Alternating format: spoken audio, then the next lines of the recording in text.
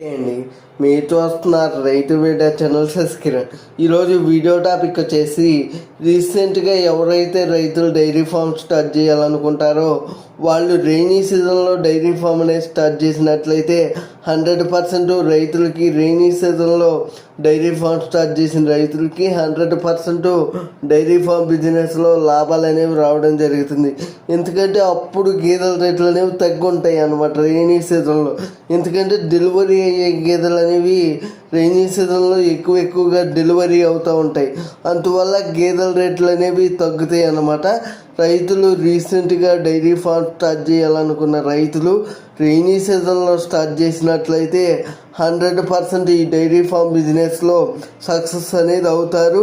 రైతులకు కూడా 100% ప్రాఫిట్ అనేది రావడం జరుగుతుంది.